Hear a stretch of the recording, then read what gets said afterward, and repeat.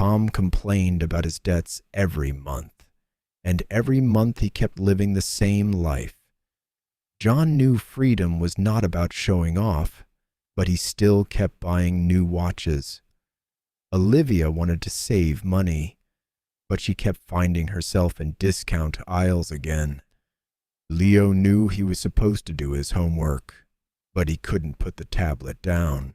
And Warren, maybe he believed people could change, but for a very long time, he hadn't truly tried to help anyone change.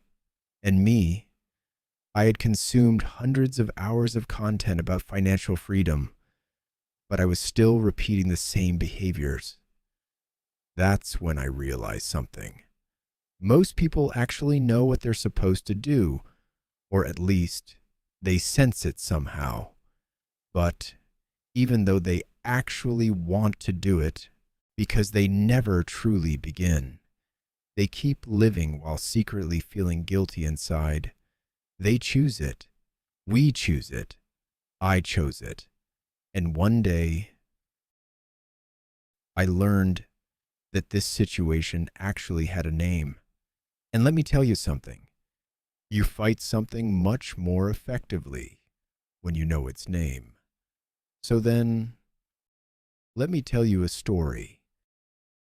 There was a period in my life when I thought I was truly starting to change, because now I was learning about money. I was watching investment videos, reading books, listening to podcasts, researching the habits of successful people, and honestly, all of it made me feel good, because for the first time in years, I felt like I was finally taking control of my life. Before, I was only working. Now, I was learning. And that made me feel like I was becoming a different person. Every night, my phone was in my hand. One video, then another one, then another. Financial freedom, passive income, habits of millionaires, how to escape the rat race. And after every video, I felt a little closer to the future. But there was something strange. My real life was still the same. Now I owned a small shop. Even though it was small, it generated rental income. And honestly, for a while, that was enough for me, because for the first time, I felt like someone who was actually investing. I liked opening the account on my phone and seeing the rent payment come in. Even that small amount made me feel like I was progressing, but then the phone stayed in my hand. I watched one more video, lost one more hour, postponed one more night. And a quiet thought started growing inside me. Am I really changing? Or am I just consuming content about change? That was an uncomfortable question, because for the first time, I had started being honest with myself. I had invested, but my behaviors were still the same. I still couldn't control my attention. I still couldn't put my phone down. I still kept postponing the things I needed to begin. And the most dangerous part was this. While doing all of that, I thought I was being productive, because learning can feel like progress, but sometimes it's just a very well-hidden escape. Some nights, Olivia would fall asleep beside me. The house would be completely silent. Leo would already be asleep, and I would still be sitting in the kitchen, phone in my hand, headphones on, listening to other people's success stories. And one night, after the video ended, only silence remained in the kitchen, and in that silence, for the first time, I asked myself this question. If I really know all these things, why does my life still feel the same? One evening, I stopped by the market. I was only going to buy a few things: bread, milk, coffee. That was all. The basket was small. The list was simple. And honestly, that day, I had truly decided to be careful, because lately I had been trying to reduce unnecessary spending. At least, that's what I kept telling myself. As I walked between the aisles, I promised myself I wouldn't buy anything unnecessary. Sometimes, people trust the promises they make to themselves too much. Then I saw a product. It was something I didn't need. Actually, I didn't even really want it that much, but my brain immediately started working. It's on sale. You haven't bought anything for yourself in a long time. You deserve this. What's the harm in buying one? And the funny thing was, I knew exactly what was happening. I realized I was trying to convince myself. But still, I put the product into the basket. As I walked toward the register, there was a slight guilt inside me. Because actually, the issue wasn't the product. The issue was, I had broken a promise I made to myself again. The cashier scanned the item. I took the receipt and I left the market. As I walked home, I looked at the bag in my hand, and a thought crossed my mind. I've done this before. Yesterday, last week, last month. Different days, same behavior. And for the first time, I honestly said this to myself. So the problem isn't not knowing, because I already knew I wasn't supposed to do this. At that moment, I felt this issue was deeper than I thought. When I got home, Olivia was in the kitchen. She was making tea. I left the bag on the counter. We didn't speak for a while. Then I took the product out of the bag and put it on the table. I did something stupid again today, I said. Olivia looked at the product. Then she looked at me and smiled slightly. This? I smiled too. No, that's not the issue.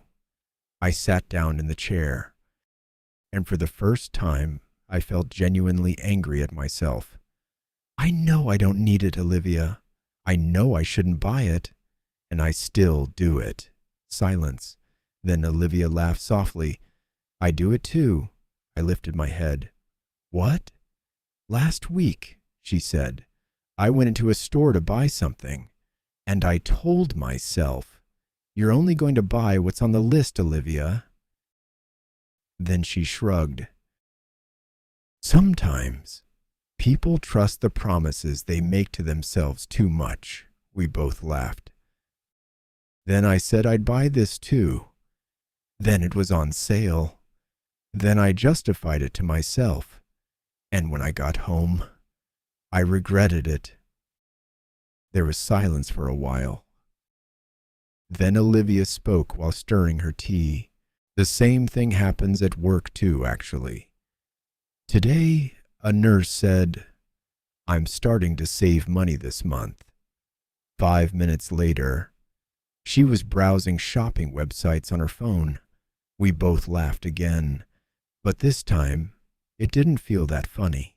Then Olivia looked at me. Someone else, she said she wouldn't eat junk food at night anymore. During the night shift, she was the first one eating chocolate. I nodded my head, because by then, I was starting to understand what she meant. Olivia was right. All of us, including me, actually knew what the right thing was. We also knew what needed to be done, but somehow we kept walking around it, postponing, convincing ourselves, saying we'd start one day, and for the first time, I asked myself this question. Then why? A little later that night, Leo came into the kitchen. He had a tablet in his hand. His hair was messy. His eyes looked sleepy. He opened the fridge, poured himself some juice. I looked at the tablet screen. A video was open. "Weren't you doing homework?" I asked. Leo smiled a little guiltily. "I took a little break." Right at that moment, Olivia came into the kitchen. She looked at the tablet, then at Leo. "Leo, if you don't want to regret it tomorrow morning, it's better if you finish it now." Leo took a deep breath. "I know, Mom." I smiled too. "Your mom's right, kid. Don't leave today's work for tomorrow." Leo nodded, took a sip of his juice, then picked up the tablet. "Okay, I'm going to finish it." Olivia smiled. "That's it."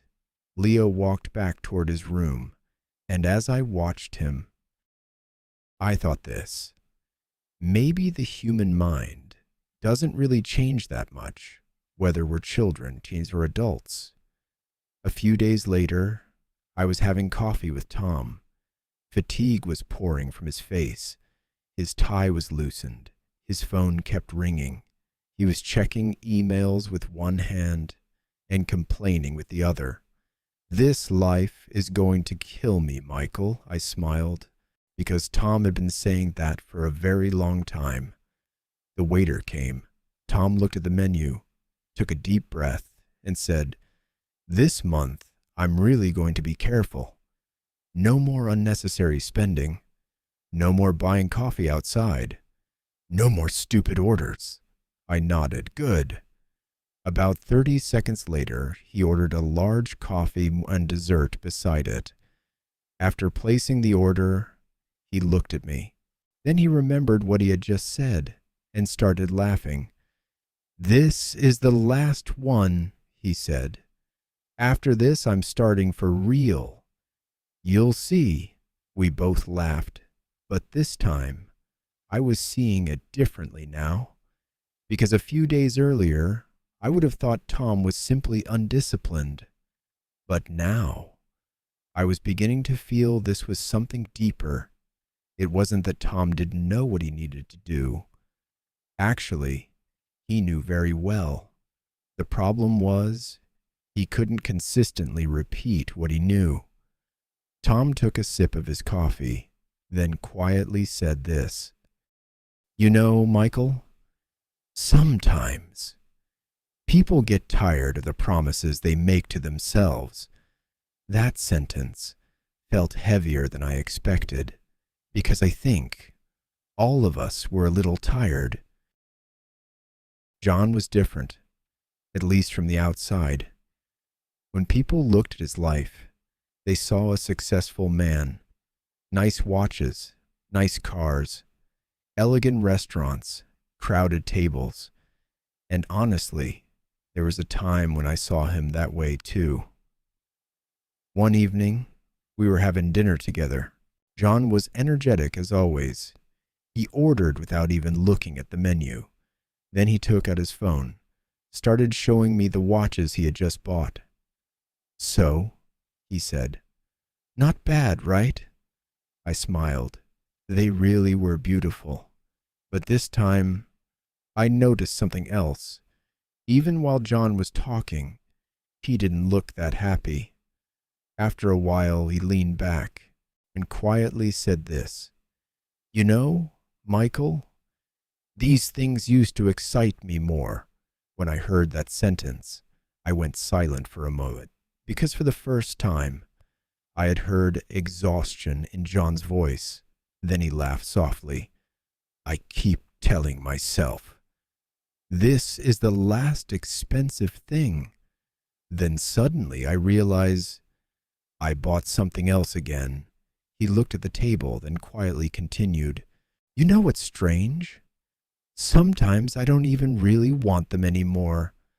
That's when I realized something. It wasn't that John didn't know what truly mattered. Actually, he knew. He knew freedom was more valuable than showing off. But after a certain point, behavior becomes identity. and people struggle to leave the life they've repeated for years. John took a deep breath, then smiled.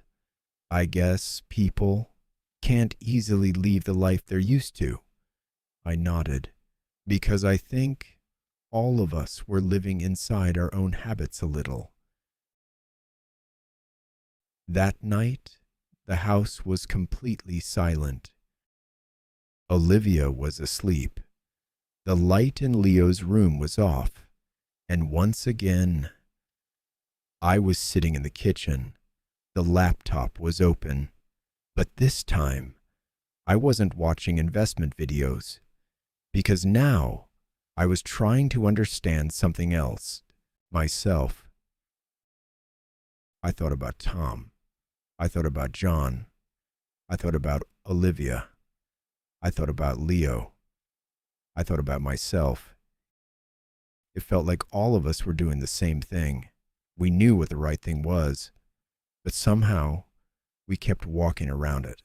Then I typed this into the search engine. Why do people not do the things they know are right? A lot of results appeared. Psychology articles, old philosophical texts, behavioral studies. And then I saw a word, Akrasia. I had never heard it before. I clicked on the word and started reading. It came from ancient Greek. Meant absence, and kratos meant power. So basically, being powerless against yourself. I paused for a moment, because honestly, that definition felt a little heavy. Being powerless against yourself. Sometimes, people can be strong against the world. They go to work, take responsibility, take care of their families, carry life on their shoulders. But the same person, when alone at night, can't put the phone down. Keeps postponing the thing they need to begin. Breaks the promises they made to themselves. And the strangest part was this. While doing all of it, they know it's wrong. Then I kept reading the explanation. A person knowing what is right, yet going and doing the opposite. And honestly, I just stared at the screen for a few seconds, because at that moment, something clicked into place. This wasn't just laziness. It wasn't just lack of discipline.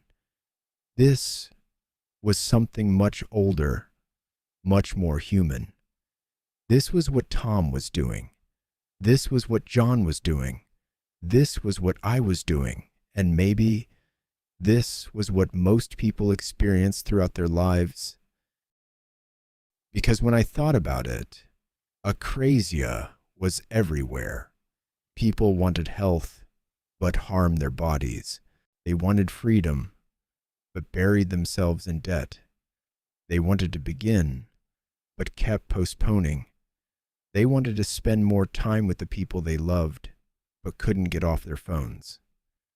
And the most dangerous part was this. Akrasia didn't arrive through huge decisions. Nobody woke up one morning and said, "Today, I'm going to ruin my life." Everything looks small. One more social media video. One more day of postponing. One more purchase. One more excuse. And the human mind didn't feel any of those things were dangerous in the moment, because the human brain loved short-term comfort more than long-term results. Postponing something until tomorrow felt relieving in the moment. Spending money felt good in the moment. Watching videos felt like escape in the moment. But repeated small behaviors eventually became character. And maybe the saddest part was this. Most people actually knew what they were supposed to do. They knew they needed to spend less. They knew they needed to put the phone down. They knew they needed to start. They knew they needed to be more disciplined. But knowledge didn't automatically change behavior, because sometimes the human mind didn't go toward what it knew.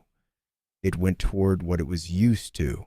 That's why people could repeat the same mistakes, return to the same relationships, live through the same debts, continue the same life. And maybe that's why there is a silent guilt inside so many people. Because sometimes people know what they need to do, but they still don't do it. And as time passes, people become most exhausted by the promises they make to themselves. Then I kept reading. Some psychologists said Akrasia was part of human nature. Others said the modern world made it even stronger, because now everything that wanted to steal our attention was in our pockets. Social media, endless notifications, endless distractions, and the human mind was naturally drawn toward what was easy. But then I read something else. The way to overcome Akrasia was about taking tiny steps toward change, small repetitions, small systems, small behavioral shifts, because human life was shaped not by huge decisions, but by repeated small behaviors. I stared at the screen for a little longer because honestly, that night, I didn't feel like I had learned something new. It felt more like I had finally found the name for something I had been living with for years. And strangely, that comforted me. Because when people know what they're fighting against, they feel a little less lost. That night, I quietly put this new word, Akrasia, into a corner of my mind.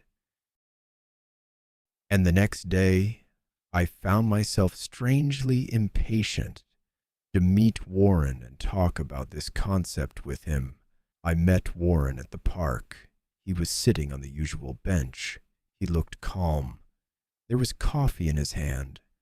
When you sat beside Warren, it felt like the world slowed down a little. I sat beside him. We didn't speak for a while, then I turned to him and said, "Last night I learned a new word." Warren smiled slightly. "Dangerous beginning." I laughed too. Akrasia. Warren looked at me immediately, then nodded slightly, as if he had remembered something old, something he hadn't heard in a long time. And honestly, I was surprised. "You know this?" I asked. Warren laughed softly. "Michael, I'm an old investor. After a while, you either learn human psychology or you lose money." We both laughed softly. Then Warren became quieter. "Akrasia," he said. "One of the oldest problems of human nature. A person being unable to do what they know is right." Then he took a sip of his coffee. "And the tragic part is this. Most people live without even realizing it." That sentence caught my attention. "What do you mean?" I asked. Warren looked at me. "Most people don't realize they're actually fighting themselves. They think they're fighting their boss. They think they're fighting the economy. They think they're unlucky. But most of the time, what shapes a person's life the most is the behavior they repeat." I listened to him quietly, then he continued, "And the modern world made this even bigger, because now there are billions of dollars trying to steal human attention. Social media, advertisements, instant pleasure, easy dopamine. And while the human mind was already inclined toward short-term comfort, the modern world built an entire industry on top of it." Then I said, "You know what's strange? Most people actually know what they need to do." "Yes," Warren said. "The problem usually isn't knowledge. It's behavior." He looked at the trees for a while, then continued, People want to change, but they don't want the discomfort of change. They want to get out of debt, but they don't want to let go of the urge to spend. They want to be healthy, but they don't want to give up short-term comfort. They want freedom, but they don't want to leave the life they're used to. Then he looked at me. And do you know the most dangerous part? I nodded.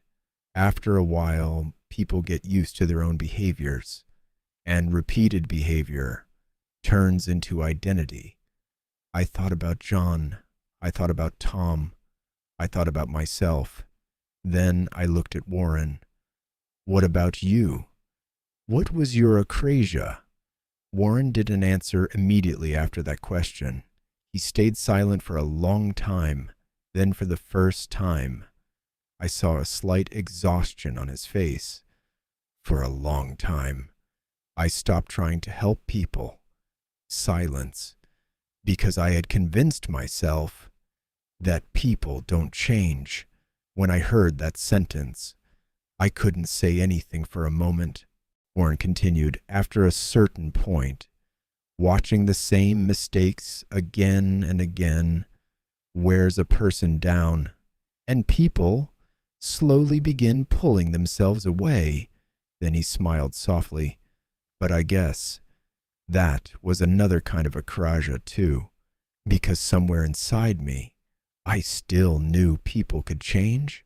The wind was blowing softly. The park was quiet. And honestly, that day, what Warren said made me feel this.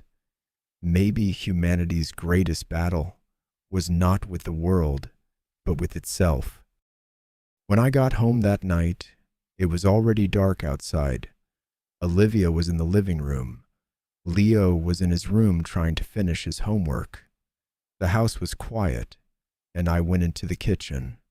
I placed my phone on the table, sat there for a while without doing anything. Then unconsciously, my hand reached for the phone. I was about to open social media, like a habit, automatic, without thinking.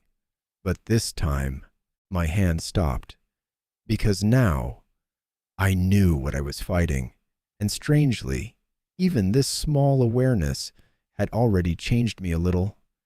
I placed the phone back on the table. Silence. But Warren was right. What shapes life isn't huge decisions. It's repeated small behaviors. Watching one more video, or turning it off. Postponing one more day, or beginning. Making one more unnecessary purchase, or stopping. Sometimes human life changes direction through very small choices. And that night, my life didn't completely change. But at the same time, I had started consciously changing the direction of my habits, because now I knew the thing I needed to fight. It wasn't the world. It was a little bit myself, Akrasia. I decided to keep that word somewhere in the corner of my mind so it could help me in the silent but important battle. I was fighting against myself, and honestly, I think most people sometimes need a word like that too. Because when people know what they're fighting against, they feel a little stronger. That's all from me for now, friends. See you in the next episode. Goodbye.